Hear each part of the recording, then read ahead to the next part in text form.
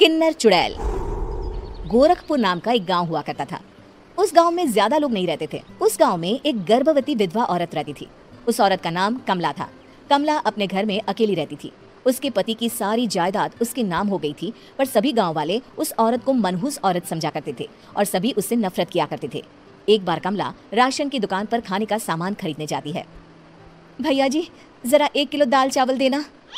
अरे हाय हाय हाय हाय हाय, अरे मनहूस औरत, मेरी दुकान में अपशुगन करवाने आ गई क्या? हैं? चल जा यहाँ से, मैं कुछ नहीं देने वाला तुझे। भाग भाग यहाँ से, चल जा निकल। भैया जी ऐसा मत कहिए, मैं गर्भवती हूँ, मुझे खाने की बहुत जरूरत है, मुझे खाना दे दीजिए। दुकानदार कमला को वहाँ से धक्के मारकर भगा देता है। तभी कमला रोते रोते उस गांव के किन्नरों के इलाके में आ जाती है। गांव वाले किन्नरों को उसी इलाके में रखा करते थे, क्योंकि वो लोग किन्नरों को पसंद नहीं करते थे और उनके इलाके में रहने से मना करते थे। तो किन्नरों ने उसी गांव में अपना एक इलाका बना लिया था। जब किन्नर लोग देखते हैं कि एक गर्भवती महिला रोते रोते उनके इलाके में आ गई है, तो सारे किन्नर कमला के पास जाकर उसका हाल पूछने लगते हैं। क्या हुआ बहन, तुम्हारी गर्भवती अवस्था में इतनी बुरी हालत कैसे है? तुम रो क्यों रही हो? तुम डरो मत, हम तुम्हें कोई नुकसान नहीं पहुंचाएंगे। तुम शांत होकर सब बताओ कि हुआ क्या है। मैं कमला हूँ, मैं गांव के दूसरे इलाके से आई हूँ। 2 महीने पहले ही मेरे पति की मौत हुई है। मुझे गांव के लोग मनहूस मानते हैं, क्योंकि मैं विधवा हूँ और गर्भवती भी। वहाँ के लोग मुझे खाने के लिए कुछ बेचने के लिए भी तैयार नहीं, जिससे मेरा गुजारा नहीं हो रहा था। कोई बात नहीं कमला, हम तुम्हारा ख्याल रखेंगे। किन्नर लोग कमला को एक खाली घर में रहने के लिए जगह दे देते हैं और उसकी देखभाल भी करते हैं। कुछ ही महीने बाद कमला अपने बच्चे को जन्म देती है, पर अफसोस, कमला बच्चे को जन्म देते ही अपनी जान गंवा देती है। जब सब किन्नर बच्चे को देखते हैं तो बहुत खुश हो जाते हैं, क्योंकि वो बच्चा भी किन्नर ही था। कमला ने एक किन्नर बच्चे को जन्म दिया था। अब इस बच्चे की देखभाल कौन करेगा? हम तो इस बच्चे को गांव के दूसरे इलाके में भी नहीं भेज सकते। और तो क्या हुआ, इस बच्चे की माँ नहीं रही तो हम इसे पालेंगे। अब ये हमारे इलाके में रहेगा, हमारे साथ रहेगा। फिर वो किन्नर उस किन्नर बच्चे को गोद ले लेते हैं, उसका नामकरण कराते हैं। उस किन्नर बच्चे का नाम शक्ति रखा जाता है। देखते ही देखते शक्ति बड़ी होने लगती है। उसके रंग रूप बहुत सुंदर थे। वो बहुत सुंदर किन्नर दिखती है। एक दिन शक्ति एक किन्नर से पूछती है, माँ जी सुनिए ना, ये गांव के दूसरे इलाके में भी तो लोग रहते हैं, तो हम वहाँ क्यों नहीं जाते? हम उनसे अलग क्यों रहते हैं? शक्ति, क्योंकि वो लोग हमारे जैसे नहीं, वो लोग हमें पसंद नहीं करते, इसीलिए हम उनसे अलग रहते हैं। क्यों? वो हमें क्यों पसंद नहीं करते? मुझे एक बार उस इलाके में जाना है, मैं एक बार वहाँ जाकर घूम कर आऊँ।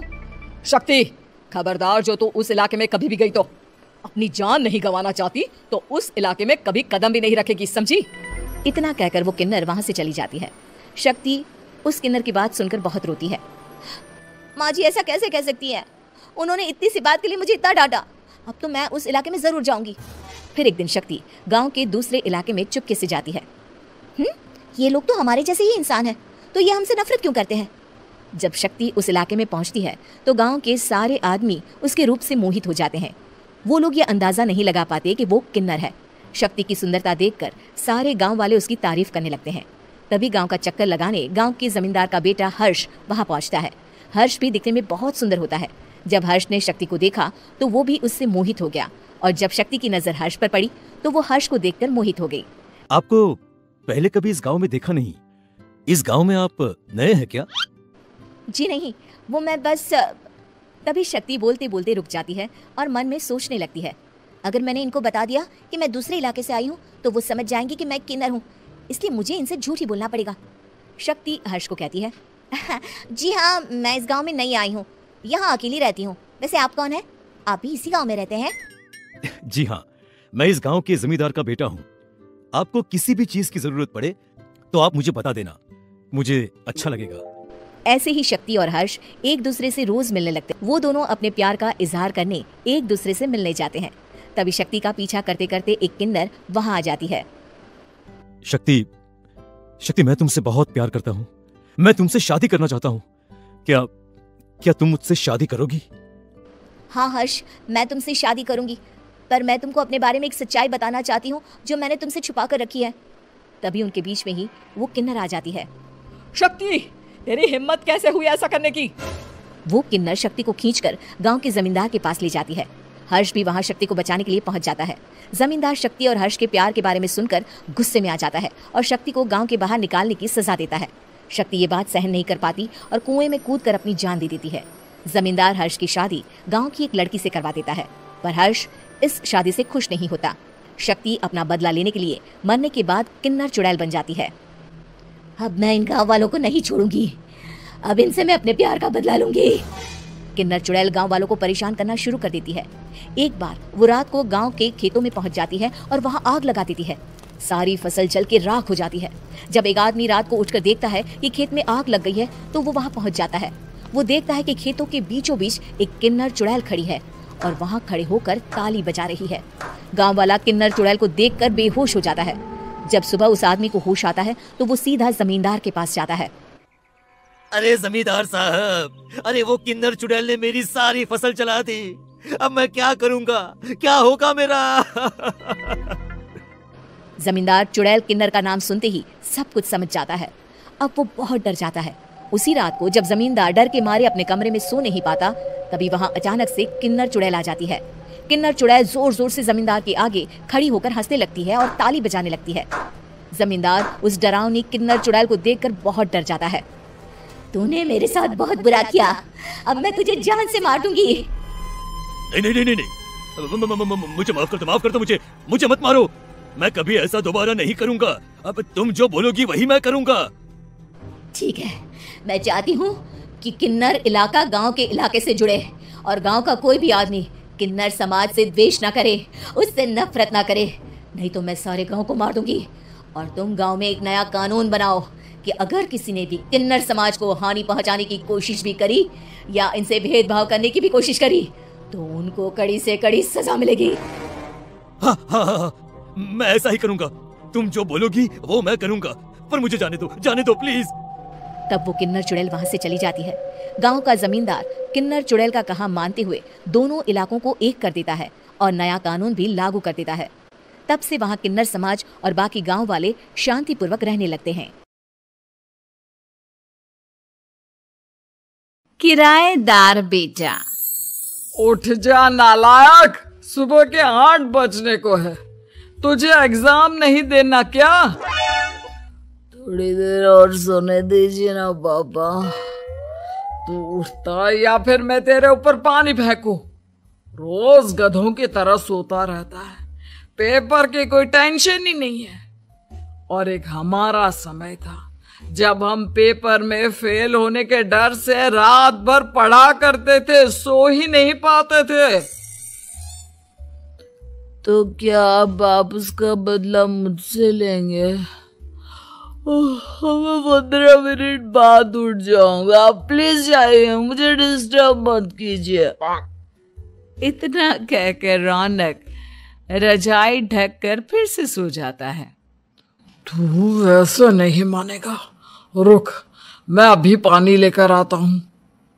बस फिर क्या था, इतना कहकर वो भागते हुए बाथरूम में जाते हैं और पानी की एक बड़ी सी बाल्टी लाकर रौनक के ऊपर फेंक देते हैं। पानी पड़ते ही रौनक झट से उठ जाता है। ये आपने क्या किया पापा? अब तो उठेगा नहीं तो यही करना पड़ेगा ना। वैसे थैंक्स डैड, आपके कारण ना अब मुझे नहाने की भी जरूरत नहीं पड़ेगी। चलिए अब आप माँ से बोलकर मेरे कपड़े निकलवा दीजिए, तब तक मैं ब्रश कर लेता हूँ। वैसे कल ना आप एक काम और करना, नहलाने के साथ साथ मुझे ब्रश भी करवा देना। ये ब्रश करने में ना मुझे बहुत आलस आता है। रौनक की बातों से अरविंद का मुंह खुला का खुला रह जाता है। वो अपनी पत्नी कमला के पास जाता है और रौनक की हरकतों के बारे में बताता है, जिसे सुन उसकी पत्नी हंसने लगती है। तुम अपने बेटे को समझाने के बजाय हंस रही हो। रौनक बच्चा है, धीरे धीरे सुधर जाएगा, आप क्यों उसके पीछे पड़े रहते हो? अभी नहीं सुधरेगा तो कब सुधरेगा? 10वीं क्लास में है रौनक, वो अब कोई बच्चा नहीं रहा। अरविंद की इतना बोलते ही वहां रौनक भी आ जाता है। क्या डैड, मैंने आपको एक काम दिया था, वो भी नहीं हुआ आपसे। अरे क्या हुआ बेटा? माँ, मैंने डैड से बोला था कि वो आपको बोलकर मेरे स्कूल की यूनिफॉर्म निकाल दे, लेकिन मेरे पीछे पड़ने के अलावा इनसे एक काम ढंग से नहीं होता। देख रही हो कमला, देख रही हो अपने लाडले को। अरे आप चुप रहिए जी। चलो बेटा, मैं तुम्हें कपड़े निकाल कर दे देती हूँ बस। ऐसे ही साल पर साल बीतते जाते हैं, लेकिन रौनक के रवैये में कोई बदलाव नहीं आता। वो पहले से भी ज्यादा आलसी और पूरी तरह अपने माता पिता पर निर्भर हो जाता है। 2 साल बाद पता नहीं कहाँ गायब रहता है पूरे दिन। अब तक तो आ जाना चाहिए था। अरे आप इतनी फिक्र क्यों कर रहे हैं उसकी? दोस्तों के साथ खेल रहा होगा, आ जाएगा अभी। ये कोई टाइम है खेलने का? 10 बजने वाले हैं, इतनी रात में कौन खेलता है? कमला कुछ कहती उससे पहले ही रौनक वहां आ जाता है। मम्मी, जल्दी से खाना लगा दो, बहुत भूख लग रही है। तुम्हें तब तक खाना नहीं मिलेगा जब तक तुम बता नहीं देते कि इतनी रात गए कहां से आ रहे हो। ओ प्लीज डैड, अब आप एसी पे प्रद्युमन बनकर मेरे सर पर बंदूक लेकर मत बैठ जाना। अपनी फालतू की बकवास बंद कर और बता कहां से आ रहा है। माँ, अब समझाइए ना डैड को। बता देना बेटा, इनको भी तसल्ली हो जाएगी। आप बोल रही हैं तो बता देता हूँ। मैं दोस्तों के साथ मूवी देखने गया था, इसलिए देर हो गई। तो इन सब चीजों में मेरे पैसे उड़ाता है। कभी 1 रुपया कमाने के बारे में सोचा है तूने? जब देखो हवा की तरह पैसे उड़ाता रहता है। माँ, अब आप इन्हें चुप करा दीजिए, वरना ना मुझे गुस्सा आ जाएगा। अच्छा, क्या कर लेगा? बता ना, क्या कर लेगा तू? वैसे बात तो ठीक ही है, मैं कर ही क्या सकता हूँ। पैसे तो फिर भी मैं आपसे ही मांगूंगा ना। चलिए, अब ये सब बात छोड़िए और मम्मी, मेरे लिए खाना लगा दीजिए। अभी लगा देती हूँ बेटा। मैं बता रहा हूँ कमला, एक दिन ये ऐसे ही बिगड़ जाएगा। ओफो, आप क्यों इतना पीछे पड़े रहते हो मेरे बच्चे के? बात की बाद में देखेंगे, अभी आप शांति से उसे खाना खाने देंगे।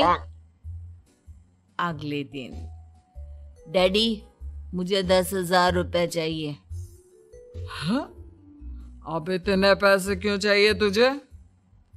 डैड, आप बिना सवाल किए कभी पैसे नहीं दे सकते क्या? जब तक तू बताएगा नहीं, तुझे पैसे भी नहीं मिलेंगे। अरे, अब आप अपने बेटे को पैसे भी नहीं दे सकते? नालायक, तेरी उम्र के लोग नौकरी करते हैं और एक तू है जो नौकरी करने का नाम ही नहीं लेता कभी। आप लोगों के होते हुए भला मैं नौकरी क्यों करूं? अरे हम कब तक पैसे देंगे तुझे? तुझे भी तो अपने पैरों पर खड़ा होना होगा ना। कौन सा उधार के पैरों पर खड़ा हूं? अपने ही तो पैरों पर खड़ा हूं मैं।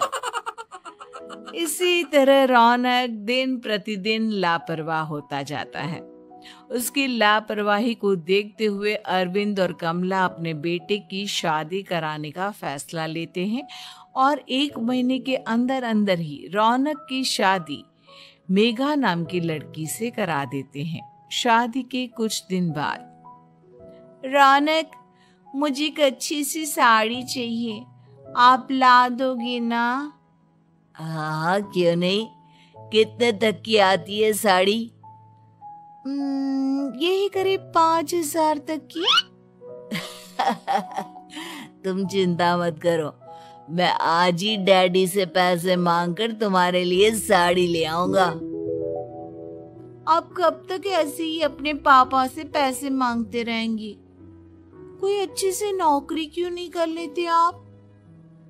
अरे डैड के होते हुए मुझे नौकरी करने की जरूरत ही क्या है? पर आप ऐसे कब तक उनसे पैसे मांगते रहेंगे?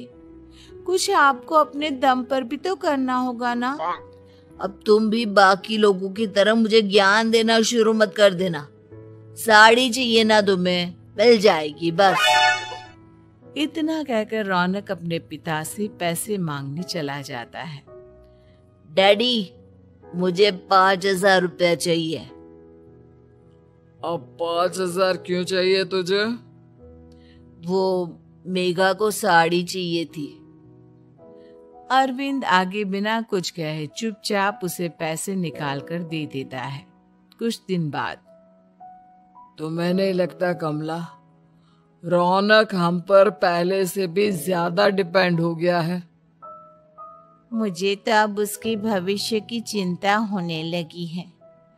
कल को हमें कुछ हो गया तो वो क्या करेगा? काश तुमने पहले ये सोच लिया होता तो आज हमारा बेटा इतना लापरवाह नहीं होता। तब मुझे कहाँ पता था कि मेरा लाड प्यार उसे इतना बिगाड़ देगा कि वो इस हद तक लापरवाह बन जाएगा। कोई बात नहीं, अभी भी देर नहीं हुई। मुझे पता है उसे कैसे सुधारा जा सकता है। कैसे? अरविंद कुछ कहता उससे पहले रौनक वहां आ जाता है और पैसों के लिए हाथ फैलाने लगता है। डैड, मैं और मेघा बाहर घूमने जाना चाहते हैं। अरे वाह, ये आज सूरज कहाँ से निकला है? Dad please. अच्छा चलो अब मुद्दे की बात करो। मुझे अब 25,000 चाहिए। अब तुम्हें 1 रुपया भी नहीं मिलने वाला। अगर तुम्हें पैसों की इतनी ही जरूरत है तो कोई ढंग की नौकरी कर लो। मम्मी, आप कुछ कहिए ना डैड को। बेटा, वो गलत क्या बोल रहे हैं? ये सब हम तेरे भले के लिए ही तो कर रहे हैं। मम्मा, मैंने बताया ना आपको, मुझे नहीं करनी कोई जॉब वॉब। तो ठीक है, निकल जाओ हमारे घर से। तुम्हारे जैसे लोगों के लिए मैंने ये घर खड़ा नहीं किया है। जितना ये घर आपका है ना, उतना ही मेरा भी है। मैं कहीं नहीं जाने वाला। जाना तो पड़ेगा ही तुझे, क्योंकि अब मैं तेरा कोई भी खर्चा नहीं उठाने वाला। ठीक है, मत उठाइए मेरा खर्चा। मैं अपने दम पर भी जी सकता हूँ। तो बेशर्मों की तरह अब तक यहाँ क्यों खड़ा है? अपना सामान ले और निकल जाए यहाँ से। रौनक पैर पटकते हुए वहां से चला जाता है। घर से निकालना जरूरी है क्या उसे? बिना पैसों के कौन रखेगा उसे किराए पर?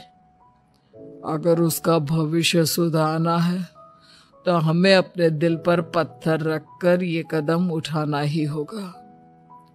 दोनों बात कर रहे होते हैं कि रौनक अपनी पत्नी के साथ एक बड़ा सा बैग लेकर घर से निकल जाता है, लेकिन घर से बाहर उसे कोई भी मुफ्त में अपने घर किराए पर नहीं रखता। अंत में थक हार कर वो फिर से अपने घर चला जाता है। क्या हुआ? थोड़ी देर पहले तो दहाड़ते हुए घर से निकला था, अब क्या हुआ? नहीं रखा ना किसी ने तुझे किराए पर? डैड प्लीज, मैं कुछ दिनों में कोई अच्छी सी नौकरी शुरू कर दूंगा। आप तब तक तो हमें रख लीजिए प्लीज। सुबह से रात हो चुकी है लेकिन कोई हमें रखने को राजी नहीं है। अब आप ही बताइए, इतनी रात को मैं मेघा को लेकर कहाँ जाऊंगा? ठीक है ठीक है, बहू की वजह से मैं तुझे घर पर रख रहा हूं, लेकिन तू इस घर में एक बेटे की नहीं बल्कि एक किराएदार की हैसियत से रहेगा। 3 महीने है तेरे पास। इन 3 महीनों के अंदर अंदर मुझे तेरी पहली तनख्वाह हाथ में चाहिए, समझ गया? पक्का डैड, इन 3 महीनों के अंदर अंदर तो कोई बढ़िया सी नौकरी ढूंढ ही लूंगा मैं। ऐसे ही धीरे धीरे समय बीतने लगता है और अरविंद के दिए 3 महीनों में से 2 महीने बीत चुके होते हैं। पापा जी ने हमें 3 महीने दिए थे, जिसमें से 2 महीने तो बीत चुके हैं। अब ये आखिरी महीना बचा है। अरे तुम चिंता मत करो, आज मेरा ना 2 जगह इंटरव्यू है, दोनों में से कहीं ना कहीं तो जॉब लगी जाएगी। अच्छा, all the best. Raunak interview के लिए निकल जाता है, जिसके बाद शाम में रौनक घर आता है। कैसा गया इंटरव्यू? आपकी नौकरी लगी या नहीं? अरे पहले सांस तो ले लेने दो अच्छे से। बताइए ना, मुझसे तो जरा भी इंतजार नहीं हो रहा है। वो दरअसल बात यह है कि मेरी नौकरी तो लग चुकी है, लेकिन पैसे बहुत कम है। कितने पैसे हैं? 15,000। इतने में अरविंद और कमला मिठाई का डिब्बा लेकर आ जाते हैं। बधाई हो बेटा। हम जानते थे तेरी जॉब जरूर लगेगी। लेकिन मेरी सैलरी बहुत कम है मम्मा। कम है तो क्या हुआ, धीरे धीरे बढ़ जाएगी। हाँ बेटा, हम तो बस चाहते थे कि तू अपने पैरों पर खड़ा हो जाए। मतलब अब आप मुझे घर से नहीं निकालेंगे? नहीं, ये सब हमने तुझे जिम्मेदार इंसान बनाने के लिए किया था। Thank you mummy papa. अगर आप दोनों ऐसा नहीं करते तो मुझे कभी अपनी जिम्मेदारियों का एहसास तक नहीं होता। आज आपने मुझे सिखा दिया कि इंसान का अपने पैरों पर खड़ा होना भी जरूरी होता है। इतना कहकर रौनक झट से अपने माता पिता के गले लग जाता है और अपनी कमाई की पहली तनख्वाह वो अपने माता पिता के हाथ में सौंपता है। इस तरह रौनक एक गैर जिम्मेदार व्यक्ति से एक जिम्मेदार व्यक्ति बन जाता है।